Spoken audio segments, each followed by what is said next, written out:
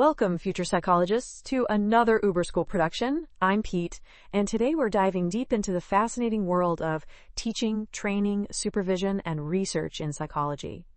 Are you ready to crush this section of the California Psychology Law and Ethics exam? And I'm Crash, your co-pilot on this journey through the ethical maze of psychology, education, and research.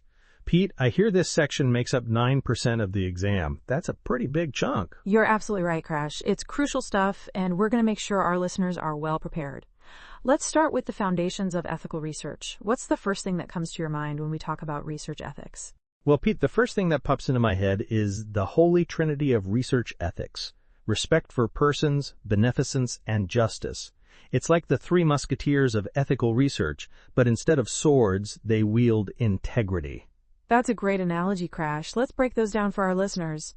Respect for persons means treating participants as autonomous agents and protecting those with diminished autonomy. Beneficence is all about maximizing benefits while minimizing harm. And justice demands fair selection of research subjects and equitable distribution of benefits and burdens. Exactly, Pete. And you know what? This reminds me of a story about our old pal Marcus Cooper. Did you hear about the time he conducted a research study so ethically sound it made the IRB weep tears of joy? Oh boy, here we go with another Marcus Cooper tale. What did he do this time, Crash? Well, legend has it that Marcus designed a study so perfectly balanced in its ethical considerations that when he submitted it to the IRB, they not only approved it instantly, but also framed the proposal and hung it in the university's Hall of Fame. They say he respected autonomy so well, even the lab rats felt empowered. Crash, I swear, your Marcus Cooper stories get more outlandish every time, but it does bring up a good point about the importance of IRBs. Let's talk about that process. Can you walk us through the different types of IRB reviews? Absolutely, Pete. There are three main types of IRB reviews: exempt, expedited, and full board. Exempt review is for minimal risk studies that fall into specific categories. Expedited review is conducted by the IRB chair or designee for studies with minimal risk but don't qualify for exemption.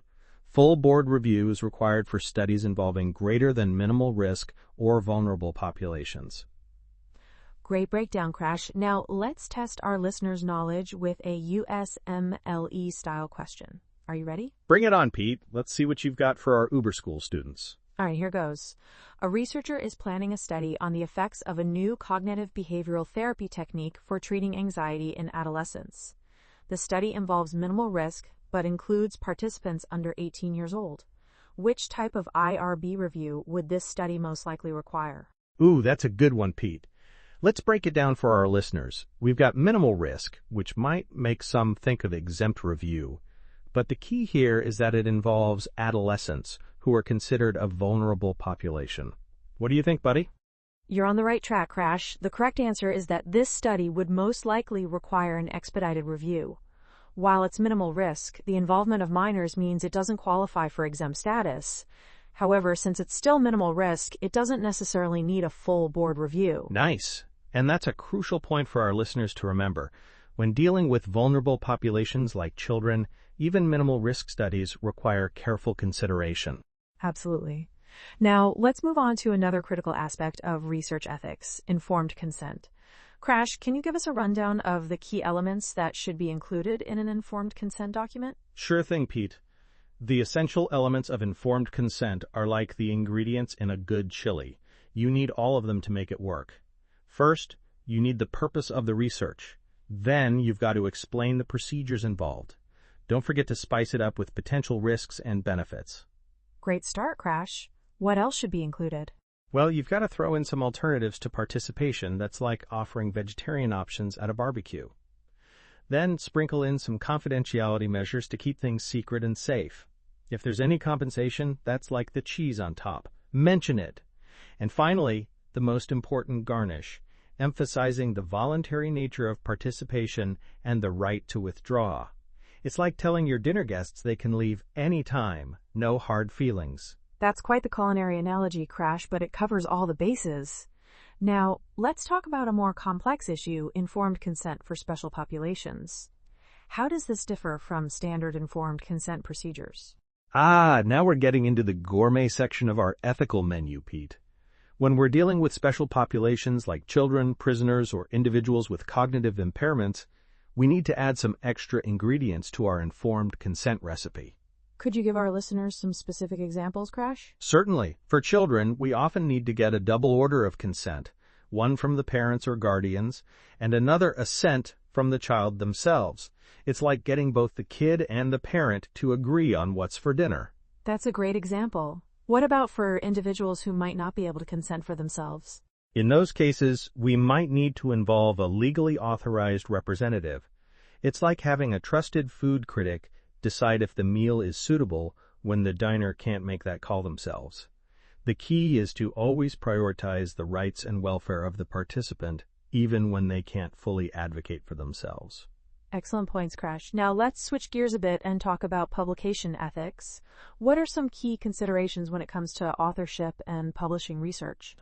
Publication ethics, the dessert course of our research feast. First off, authorship is a big deal.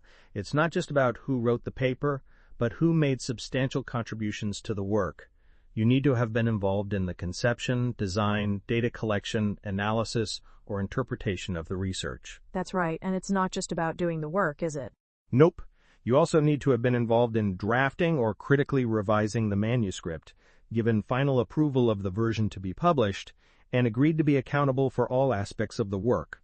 It's like being part of a band. You don't just play your instrument, you contribute to the song, approve the final mix, and stand behind the album when it's released. Great analogy, Crash. Now, what about conflicts of interest? Why are they so important in publication ethics? Conflicts of interest are like hidden ingredients in a dish, Pete. They might not be visible, but they can seriously affect the flavor, or in this case, the interpretation of the research. Researchers need to disclose any financial, personal, or professional relationships that could potentially influence their work or how it's interpreted. Absolutely, it's all about transparency. Now let's test our listeners again with another USMLE-style question. Ready? Fire away, Pete. Let's see if our Uber School students have been paying attention. A researcher is preparing to submit a paper on the efficacy of a new antidepressant medication. The study was funded by the pharmaceutical company that developed the drug, and the researcher owns stock in the company. What is the most appropriate action for the researcher to take regarding this information? Ooh, that's a juicy one, Pete. We've got funding from the company and personal financial interest.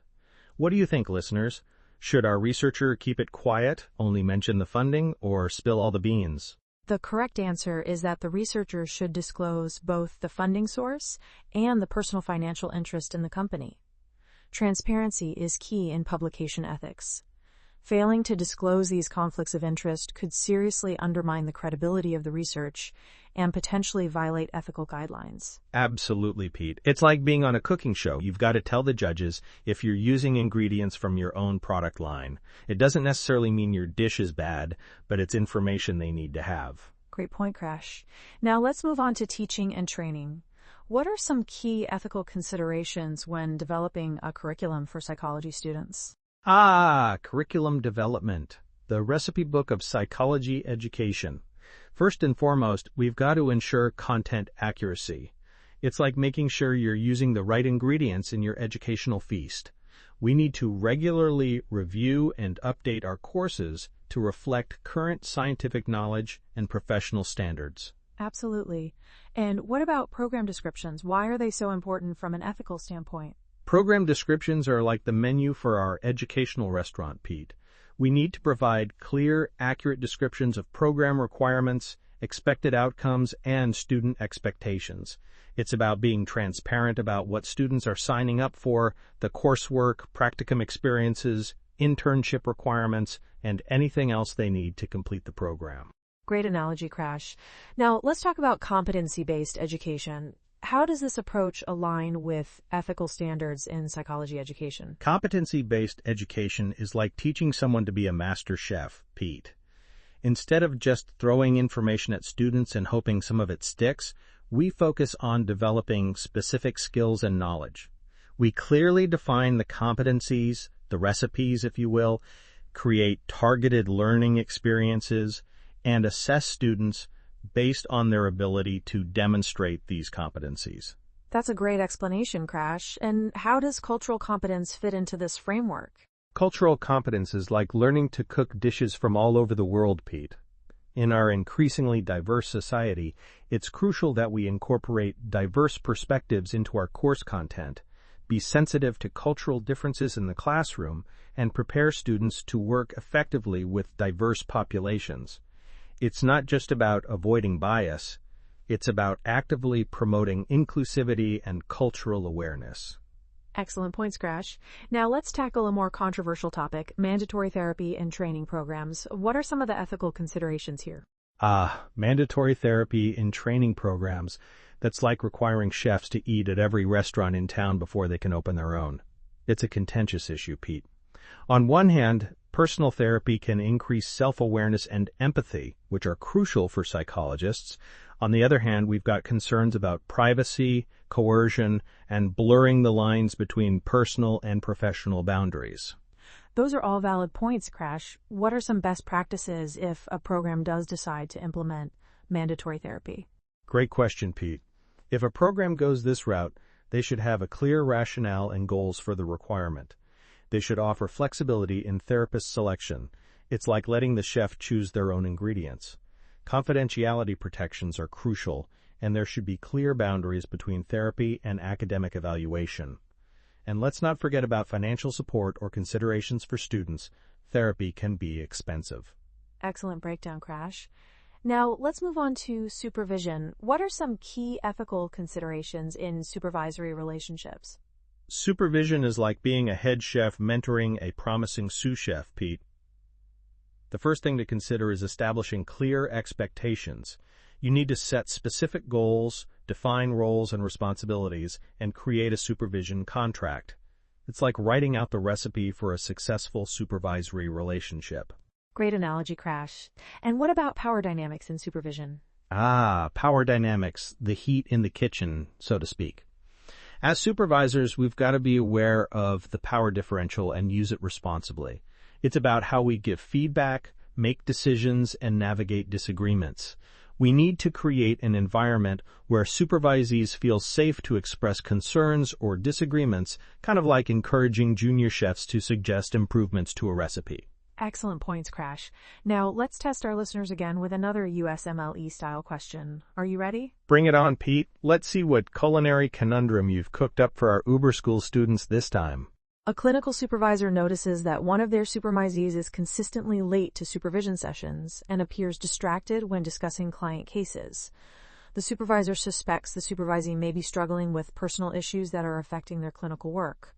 What is the most appropriate initial action for the supervisor to take? That's a tricky situation, Pete. We've got punctuality issues, possible lack of engagement, and potential personal problems affecting work. What do you think, listeners?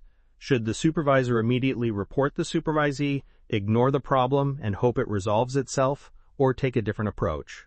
The most appropriate initial action would be for the supervisor to have a private, supportive conversation with the supervisee to discuss the observed behaviors and express concern. This allows the supervisor to gather more information, offer support, and collaboratively develop a plan to address any issues affecting the supervisee's performance. Absolutely, Pete. It's like noticing a chef's dishes aren't up to par. You don't immediately fire them or ignore it. You have a chat, figure out what's going on, and see how you can help them get back on track. Great analogy, Crash. Now, let's talk about confidentiality in supervision. How does this differ from confidentiality in therapy? Confidentiality in supervision is like sharing secret recipes, Pete. While supervisees need a safe space to discuss their work, supervisors also have a responsibility to protect clients and maintain professional standards. It's a delicate balance. Clear guidelines about what will be kept confidential and what might need to be disclosed should be established at the start of the supervisory relationship. Excellent explanation, Crash. Now let's move on to professional boundaries. Why are these so important in teaching and supervisory relationships? Professional boundaries in teaching and supervision are like the walls of the kitchen, Pete. They keep things contained and running smoothly. It's about fostering a supportive learning environment while avoiding favoritism, exploitation, or inappropriate personal involvement. We need to be especially careful with things like social media interactions. It's like making sure you don't accidentally share the secret ingredient on your public Instagram. Great point, Crash. And what about sexual relationships in these contexts? That's a big no-no, Pete. Sexual relationships with students or supervisees are strictly prohibited by both legal and ethical standards in psychology. It's like putting pineapple on pizza. Some things just shouldn't be done, no matter how tempting they might seem. That's an interesting analogy, Crash. But you're absolutely right about the prohibition. These rules exist to protect vulnerable individuals from exploitation and to maintain the integrity of the educational and supervisory processes. If violations occur, there are typically clear reporting procedures in place. Exactly, Pete.